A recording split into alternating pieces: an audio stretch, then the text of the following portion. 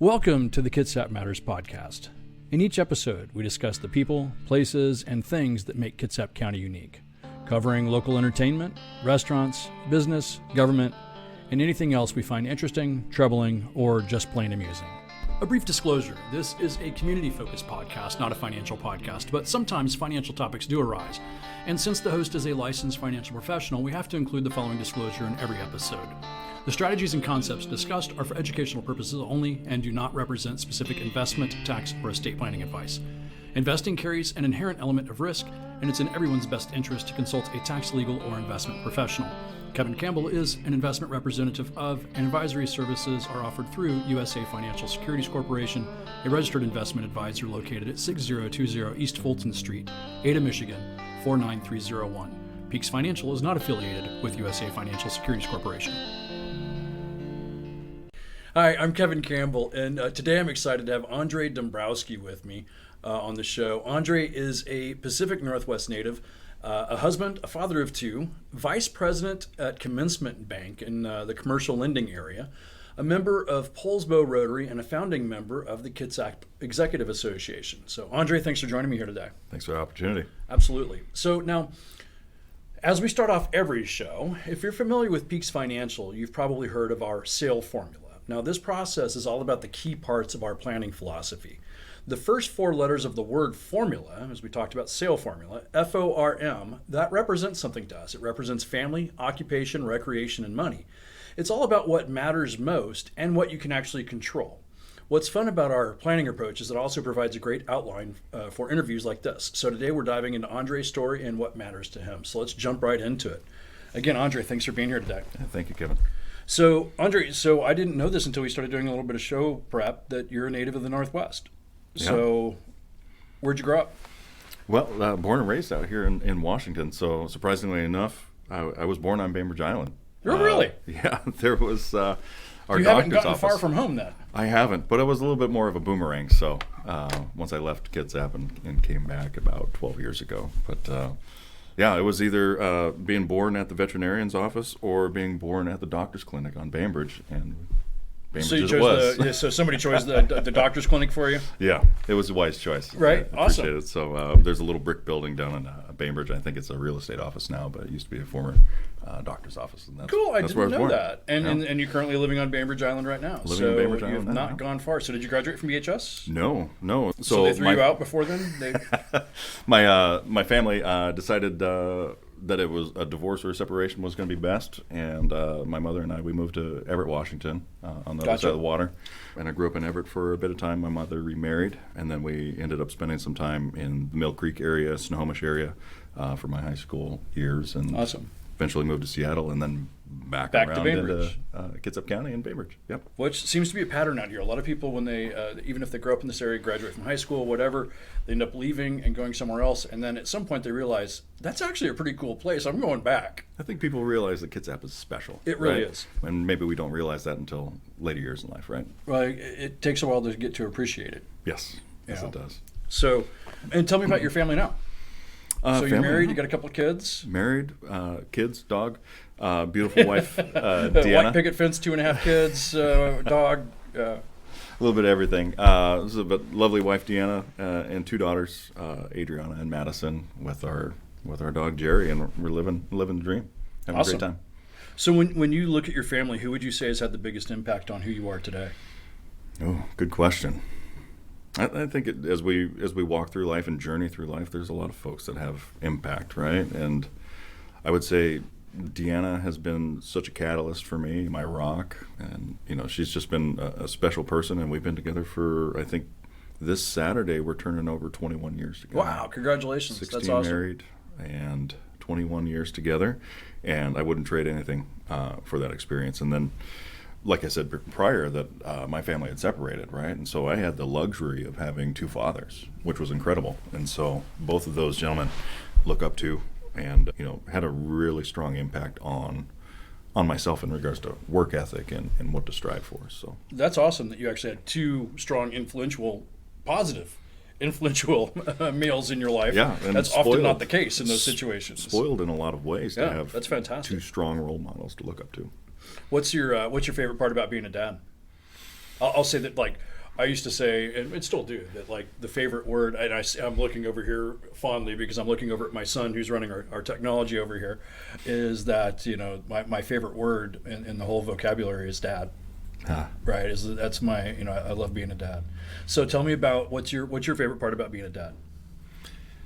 Just making memories. I think that's probably the most rewarding portion of being a father. And I didn't realize I would be looking at fatherhood until my early 30s. I felt like I wasn't prepared for it.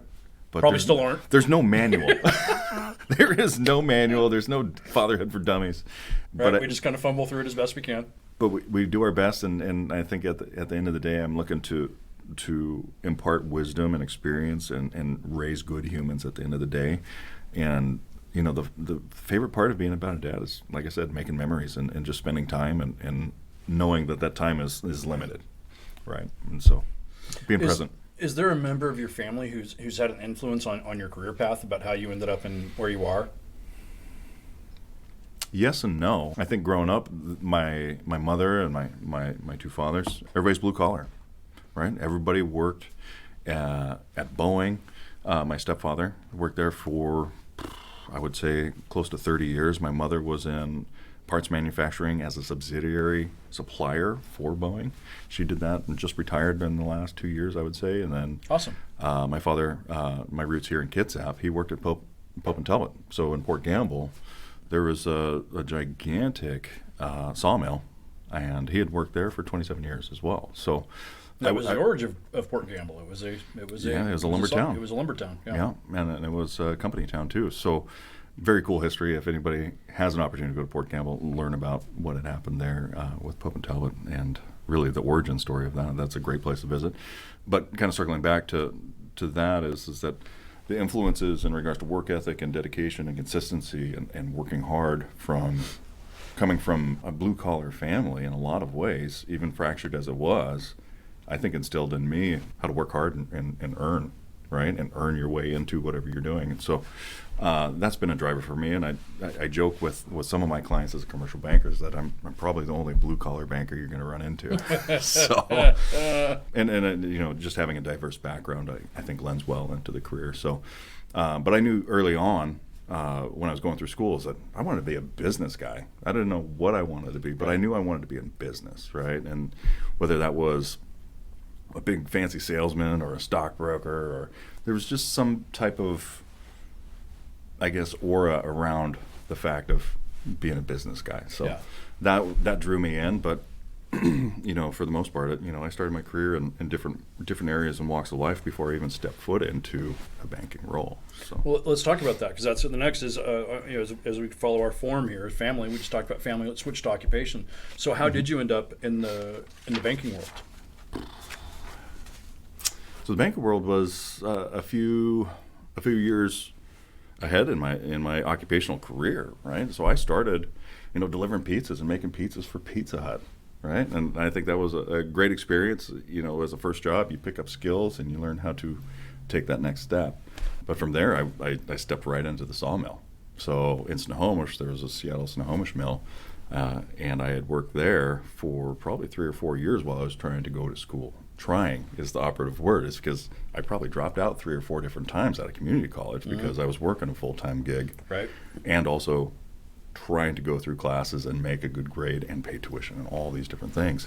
And probably side note in regards to Seattle Snohomish Mill, I didn't get that job because of my resume or my application. I got that job because of my last name. Right. Because my father had been in Pope and Talbot for 27 years. His old boss moved over and started working at Seattle Snow. He's like, Dombrowski, I know that name. We're going to hire this kid. Right? So wild. As they say, it's not necessarily what you know, it's who you know. Or in some cases, what your last name is. Yeah. So that was wild to me. But from there, going through school, working through community college, dropping out, re-enrolling, dropping out, re-enrolling. And the surprising thing was there was a social worker.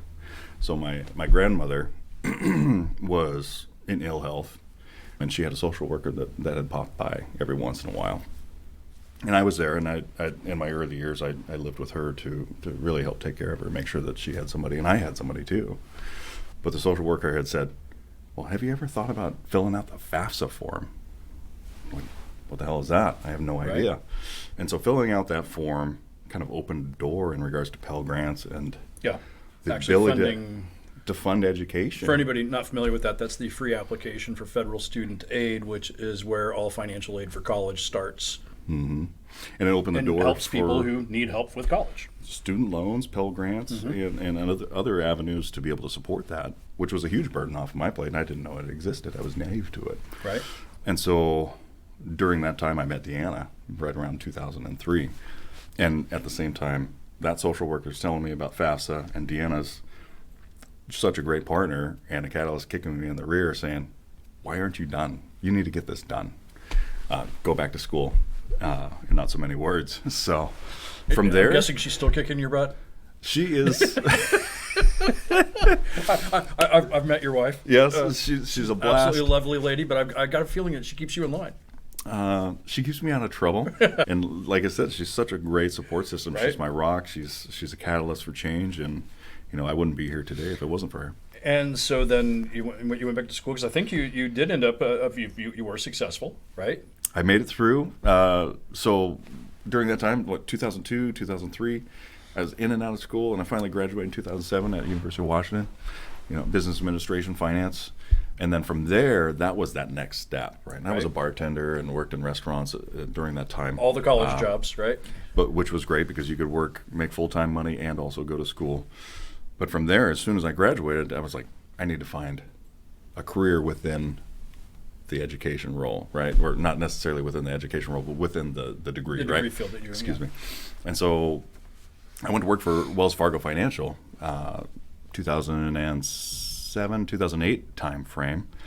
And well, that was a great time to get into... it was a great time to get into banking. And there's a lot to this story with Wells Fargo Financial, because what I was selling at that point in time was I was cold calling folks and selling subprime products. Right.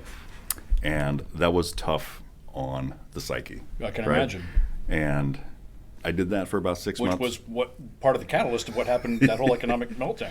Yeah, and it was like a lot right of on the front end of it. Yeah. I did that for about 6 months, and there was a turning point right around halfway in there where I was selling high interest rate credit cards, lines of credit, and refinances on homes that were just super expensive, and they were not putting people in the right position in regards to be financially successful. And I still remember it to this day, sitting across from a single mother, refinancing her car so that she could have like an extra $600 in cash. And I was like, this isn't the right thing to do here. Why am I doing this? Yeah. And so from there, it was like, okay, I need to find something better that's going to be a better match for myself in regards to my values. And from there, I found a great opportunity at BUCU, and I was there for about 14 years with the credit union. So that was really stepping into the banking role there as a personal banker. Had met some incredible folks within the credit union, and a ton of learning in regards to how to be a consultative salesperson and not just a transactional salesperson. How About to the advocate relationship. for somebody, leadership, and working with people from all different types of backgrounds, and really just kind of flourishing within the credit union, learning all these skills. And I worked my way through, consumer or personal banking, leadership, small business banking, and commercial banking. So had a great time there. Well, I'll say that you and I have spent a lot of time together recently, right? Yes. And so Andrey and I serve on both as founders of the Kitsap Executive Association, which is a new entity in Kitsap County. So I'll say that I think your professional skills are well honed, because you've been an absolute kind of almost the backbone of this launch. You have been carrying a lot from the launch of the Kitsap Executive Association, which this is the first time this is being mentioned on the podcast or really anywhere publicly, right? This has been a kind of behind the scenes. So why don't we talk about that for a sec? Actually, let's shift back. I just wanted to mention that because it's like I've been very impressed. Obviously, you and I have known each other for a couple of years through Rotary, but this is the first time that we've really worked closely together, is doing the Executive Association, and I've got to say your professionalism is exceptional. So it's been a lot of fun working with you. I really appreciate all the help you've been putting in there. But before we jump into the KEA, the Kitsap Executive Association. So at Commencement Bank, what's your role? Who are you looking to talk to? How do you help people? What do you do there?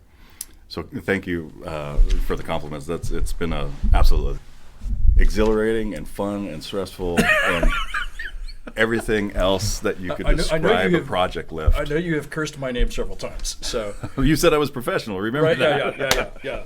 No, but KEA has been an absolute blast for the last 6 months, and drinking from a fire hose, building a nonprofit from the ground up has been a thrill ride, and I wouldn't trade it for anything. But to get back to the other question about Commencement Bank, there was a shift, and thank you for asking and bringing in Commencement. So when I left BECU, I had felt that I had reached a plateau, and I think and this is me personally, maybe some other folks out there can feel this, is that when you reach a certain point in maybe career or life where you're plateauing and you're not learning anything new and the challenges aren't there, or you're hitting challenges that you can't overcome, it can I guess impact your motivation in some ways. And so probably the greatest thing that has happened in my recent career is one of my best friends, Tyler Gore, who's another commercial banker, we worked together at BECU, said, you have to see what's going on at Commencement Bank. You have to come over here. And I was like, I'm good where I'm at. I'm kind of a lifer. I've been here for 14 years. Where am I going? Right.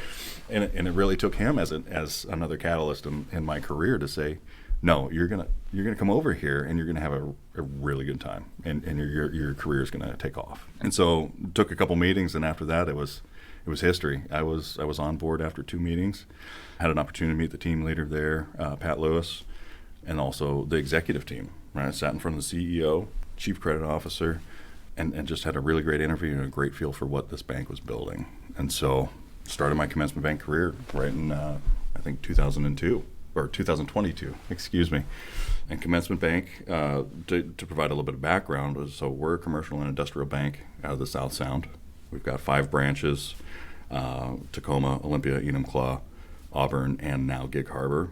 And I was brought on to really expand north, business development, and also a commercial banker in King County, Kitsap County, Snohomish County, a lot of my former areas of operation where I have a lot of clientele. And it's been exceptional in regards to what I've been able to learn in such a short period of time, and the exposure that I've had to some really great companies in the region, really providing an alternative to former clients to let them know, hey, this is what a commercial bank looks like. And within my role. So does that mean your primary client base is businesses, small businesses, mid-sized businesses, commercial, industrial? That's a really good question, and thank you for asking that. So our client profile, or my client profile, is really anybody that is an entrepreneur, anybody that's in business for themselves, that has been in business for 3 to 5 years, has a company that's generating revenue of anywhere from $1.5 million to $50 million.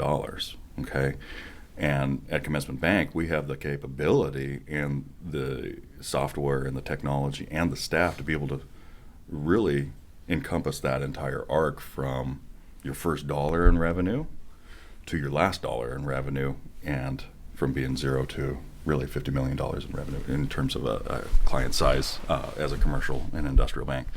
But in addition to that, we do commercial real estate financing. We also do private banking as well. So we wear many hats. Awesome. And is private banking, is that just retail banking? What does private banking mean? So private banking would be kind of an elevated retail banking experience. Gotcha. So maybe some of you could think of big box stores and big banks as kind of a similar thing, where you walk in and maybe you're a part of just kind of the masses. You're not necessarily treated as an individual with maybe an open mind in terms of how do we customize a solution for you, where on the private banking side, we can put together solutions that are more customized to your particular situation. We can be more open-minded and not necessarily treat you as if you were. So it's a little bit more of a custom experience rather than the big box or big bank scenario where get in queue, get in line. Where nobody knows your name, that kind of thing. And in private banking, you would have somebody that would be a relationship manager, right? Somebody who knows your story, who knows your circumstance, who knows how to creatively achieve a solution. So you're talking like old school banking. Banking how it should be. Right, banking how it should be, absolutely. And I think that as organizations get bigger and, we need additional bandwidth to be able to accommodate thousands and sometimes millions of people, you have to have an apparatus that really kind of organizes customers or clients into a chute almost, and it's fortunate. And that to me, that's not necessarily how banking should be. I should have a personal relationship with my banker, and that's what I strive for. I should be able to, bounce something off of my banker that they can take and put the thinking cap on and be like, okay, here's a way to creatively attack this particular issue. So your banker is actually a resource for business development, mapping, all that kind of thing. They should be a partner, no matter what. I know you and I have had this conversation before. When I think about banking, what I see is there's really two aspects to me for banking. One is relationship, and the other one, these days, banking is technology, right? It really is. So you're looking at tech platforms and all that. And I've looked at Commencement Bank's tech platform. You walked me through it. It's really cool. But a lot of banks are focusing purely on the tech side, but they've completely lost, in my opinion, the relationship side. Like I've been a member of several different banks, and I can assure you there that even though I've been banking there for many years, there's not a single person there who knows my name. And that's a sad state of affairs. And I know we won't throw anybody under the bus here on the show, but you know of who I'm speaking. We've had you and I've had this conversation in the past, and that's a shame to see. So I think it's awesome that there is still banks out there that are doing what you're doing. Yeah, and I think that technology is always going to be a part of banking, and it will continually evolve. And the unfortunate part is that you can't program everything into banking in a relationship. And so there are pieces out there within the banking world that work for a lot of people that are tech savvy and can manage their finances without ever talking to somebody, right, through a platform. But banking is not necessarily black and white or debits and credits, or there's relationship involved. And in my world, in relation to commercial and industrial lending and banking, in terms of private banking, and where I've come from, relationship is key. Yeah. And without the relationship, your client base or your customer base is going to be very nomadic. Yeah. And they will move. Yep. From bank to bank to bank to bank, looking for the best technology, and you do not have anything that's going to retain that customer base. And relationship is really what keeps people banking with you for the longer term. Where I think, I think this is a great lesson for almost any industry, and we talk about that here at Peaks Financial. My background before I got into finance is technology. I was a tech engineer, so we're very techy around here. And we have a lot more technology involved in what we do than I would suggest most financial advisors do. And one of the things that I'm always very cognizant of, and we talk about a lot, is if you're using, and I was actually coaching other people during the pandemic because I do have a background in technology. Like when the pandemic came and everybody went online and Zoom and meetings and all that, we'd been doing that for years already because we're techie. So, but when I was coaching people during the pandemic about how to shift your business into where you can do business online, the key thing I kept telling them was you have to use the technology to enhance the human experience, not replace the human experience. And I think that's where many banks have lost, in many companies all across the spectrum.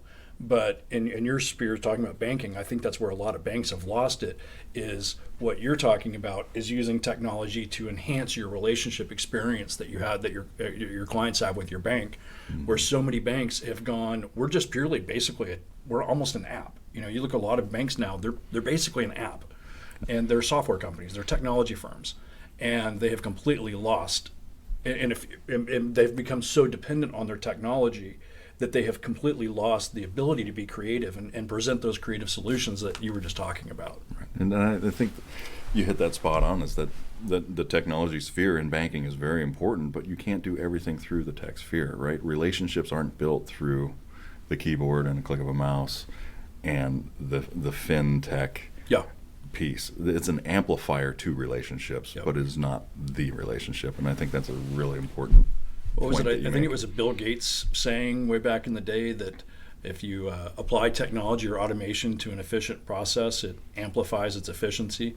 But if you apply that same technology to an inefficient process, it amplifies the inefficiency. right? I could see that. Yeah, Absolutely. I think I could be wrong on that, but I think that was a Bill Gates That's great. saying, and I'm paraphrasing there. I probably didn't get that quite right. So cool. So that's awesome. Before we shift off to recreation and money, I do want to ask, since we're talking about the business side here, tell us about Kitsap Executive Association. Kitsap Executive Association is... I've heard the president of that is a really cool guy. He is awesome. He's a great guy. In full disclosure, that's me. I am the current president of the Kitsap Executive Association, or acting president of the Kitsap Executive Association. But this has been a really cool bill that you and I have been working on together for 6 months, along with a couple other people, Katie Davis and Frank Ellerbrook, that have all joined together to build this project in Kitsap County. You want to talk about it for a sec? Yes, absolutely. So the journey started, 6, 7, 8 months ago, somewhere in there. It was fall or winter, fall of 2023. Yeah, and then it's been a ride. I'll absolutely say thank you for bringing me along on this ride and this idea. And it's really the Kitsap Executive Association is an exclusive association here in Kitsap that we decided there is a need in Kitsap where we're looking for business networking. We're looking for, founders, executives to really amplify the business networking aspect within Kitsap. And there were a number, and I'd probably share my personal story, is I was looking for an opportunity to join business leaders in Kitsap County where I could be a part of something that was going to be really, what's the best word for it? Impactful. Is what comes to my mind. Impactful is a great way to put it. Long-lasting, and where relationships can really be built in a room with like-minded individuals that were founders, executives, and other high-powered individuals within their organization that could really amplify business. And we've seen B&I groups before. We've seen other loosely organized associations. Nothing wrong. Nothing disparaging. This is kind of the next level. Many people. Yes, exactly. And so the way I see it is that we're an executive leadership and networking group that will really look to amplify everyone's business within the room with the Kitsap Executive Association. So, that would be the best way I could put it. It's an incredible ride to be able to be with business leaders, executives in the room, and actually look to amplify business. And so for the listeners here, I was actually part of a group back in Texas that was similar to this, and that's kind of what we're replicating here. And it was a massive economic impact, and I think we're going to have a significant economic impact on Kitsap County. Mm-hmm. I believe will be. My guess is, at some point, it might take us a year or two to get there, but we'll be doing many millions of dollars of business in Kitsap County between the businesses in Kitsap and be helping drive our economic growth in Kitsap County, which is pretty cool. I think that's an absolute true statement. I think that there's going to be an amplification of business, right? There's going to be millions of dollars moving around that room very quickly. Yeah. But the great thing is that you can amplify through your network, right? There are people in that room right now as we build KEA that have been like, I've been looking for this. Yeah. Where has this been? Yeah, we just had our launch a couple of weeks ago, and the general appetite in the room when we invited 100 people to the meeting. We ended up with about, I can't remember how many were there, but it was roughly north of 30-ish. Yeah, I was thinking it was close to 40. Somewhere in there, people who were able to make the luncheon, and it was very well received. There's a lot of appetite in Kitsap County for an association like this. So it's gonna be a whole lot of fun. You have been just a true workhorse in everything we've been doing. So I can't thank you enough for everything you've done in helping launch this association. I wouldn't change anything. It's going to be a ride. It has been a ride, and it's going to be a great ride. Yeah. Okay, so let's shift off real quick to recreation. We're getting close to running out of time here. When you're not banking and Kitsap Executive Association, what do you actually do with your free time? Or I know you haven't had a whole lot of it lately. Is there free time? Right? Yeah. I know by the text messages and emails I've been getting from you at various times, there's not a whole lot of free time these days. But I know you're a motorcycle guy. We talked about that recently. Yeah, and, with the free time, I really try to prioritize family over everything else. Yeah. And that's spending time with the kids, my wife, the dog, and making sure that they need to be where they have to be, but trying to maximize that time with them. And in terms of free time, is there any? This is a tough question. So we're pretty active. So the kids, they're playing basketball, they're playing hockey of all things. Right. How old did you say the kids are? So my oldest is 11, Adriana, and Madison is 6. Yeah. And so both of them Those right are now. busy ages. We try to keep them busy. You have birthday parties and all. You have the whole party circuit you have to do, plus all the extracurricular stuff. Mm-hmm. And so it's a busy time as a parent. Yeah. And school's out here in probably one more day. Right. So summertime is upon us, and I can't say enough about these girls. They're smart, they're active, they're funny, they're aggressive in some ways with each other. Love them to death, but in terms of fun, just trying to do as much as we can as a family and make sure that we're having fun. What's your favorite thing to do with your family? Like, what's your favorite family activity where you guys go do something together? I know you've mentioned you can't fit the whole family, but you've mentioned that you love your girls love riding with you. They do love riding motorcycle, right? Both of them. They love riding with me. Don't get enough time to do that, honestly. I really enjoy taking them out on a ride on a Sunday night. Yeah. And for Sunday night, for me, is the weather's good, the traffic's low, and the kids are just having a great time on the back of the bike. And so, fortunately, they're fairly young and can't take them on long rides. But you mentioned when I'm falling asleep on the back of the bike. Try to keep them from do we have up. to bring that one up? Yeah. Okay, but forget that. Yeah, never mind. But yeah, I mean, the bike is comfortable, right? And so it's cozy. It's Make sure a your little wife bit of a doesn't road watch this sofa. podcast. Is that what this is? Yeah. Okay. Deanna, I'm sorry.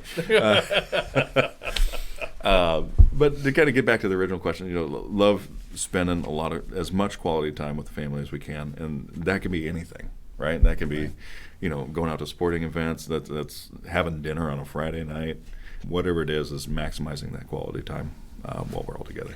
So we're going to shift to money. This is our last topic. As you think about money, what or who has had the biggest influence on your financial life? Who? What or who? Yeah. I mean, has it been your experience in banking, right? Because obviously you've learned a lot about finance and banking. I think there's probably pillars within that question, maybe 3 or 4 parts. Is that, growing up, seeing my family mismanage money and also manage money really well, and really kind of 2 sides of that spectrum. I knew growing up that money was attractive and management of money was attractive to me, and hence the business and finance track with the University of Washington, being a banker and becoming a commercial banker as well. So I think seeing different pathways in regards to how people manage their money, how they mismanage their money, have been very impactful in regards to how I approach that. So maybe getting back to the original question, I might be sliding off topic here, Kevin, but I think for me, it's making sure that making sound decisions, managing risk, and really for the folks that I serve from a professional stance is being a steward, right? And making sure that all the cards are on the table, which way you're going to go with in a particular project financing, financing for a building, how you're going to utilize cash management services within Commencement Bank. So there's so many different levers there and impacts. That's a key question. And I think I might have danced around the original question, so you might need to pose it again. But I love the fact that you just used the term steward. Mm-hmm. We talk about that a lot here at Peaks Financial. We have very much of a stewardship framework, right? And that's important. And when you're dealing in the financial services industry, it's important to have that kind of a mindset. As you just mentioned, you're a steward to your clients, and that's the way we are here as well, where it's about stewardship and trust. Trust is huge. Yeah. For many of our clients here at Peaks, we are like their CFO, right? We're the CFO. That doesn't mean we run everything because we answer to the president, right? So, but we end up being kind of their CFO role, and it sounds like you're doing very much the same thing from the banking side.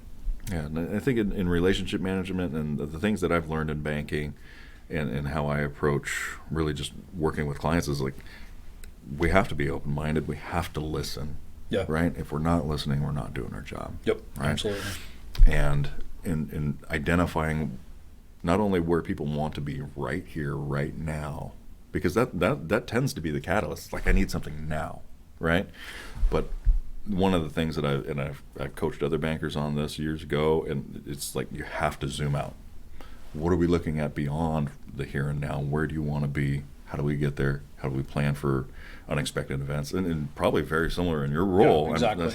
I'm sorry, but I guess we have a lot of crossover. We're just different sides of it. You're right. Yeah. And, this might be a little bit of a meandering path here, but just making sure that we're putting everything in front of the client and making sure that they can see the possibility. Yeah. Right. And I don't know, maybe I'm deviating from the question originally. No, it's all good.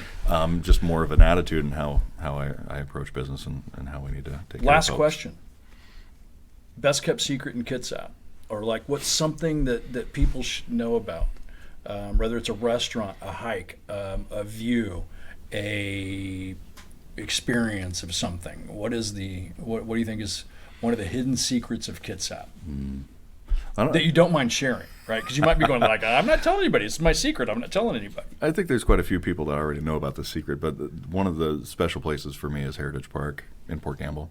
That park is absolutely amazing. You can get lost, and there's so much to do out there and so much to That's where the find. hiking trails are in Port Campbell, right? Is Heritage Park? Mm-hmm. Yeah. There's always something new to find around the corner. And, there's mountain bikers out there, there's kids, there's dogs, like everybody's out there recreating, and it's such a wonderful place. And that's a lot of ground they have there too. It's significant, and what it used to be is this old Pope and Talbot property. And so my old man worked at Pope and Talbot for 26 years, and I used to ride four-wheelers back there on that Pope property, and now it's a gigantic park for everybody to enjoy here in Kitsap. And so that would be a gem. If I could share that with anybody, Heritage Park in Port Campbell is absolutely outstanding. If you're a mountain biker, if you're a hiker, you want to take the dogs and the kids out to play, that's the place to go. So definitely a special place. Awesome. Well, that's about going to wrap another episode of Kitsap Matters podcast. And again, we've covered with Andrey Dombrowski today. We've talked about family, occupation, recreation, money, and the launch of the Kitsap Executive Association. Andrey, thanks for being here with me on the show. Appreciate it. Thank you so much, Kevin. Awesome. A brief disclosure. This is a community-focused podcast, not a financial podcast, but sometimes financial topics do arise. And since the host is a licensed financial professional, we have to include the following disclosure in every episode. The strategies and concepts discussed are for educational purposes only and do not represent specific investment, tax, or estate planning advice. Investing carries an inherent element of risk, and it's in everyone's best interest to consult a tax, legal, or investment professional. Kevin Campbell is an investment representative of, and advisory services are offered through USA Financial Securities Corporation, a registered investment advisor located at 6020 East Fulton Street, Ada, Michigan, 49301. Peaks Financial is not affiliated with USA Financial Securities Corporation.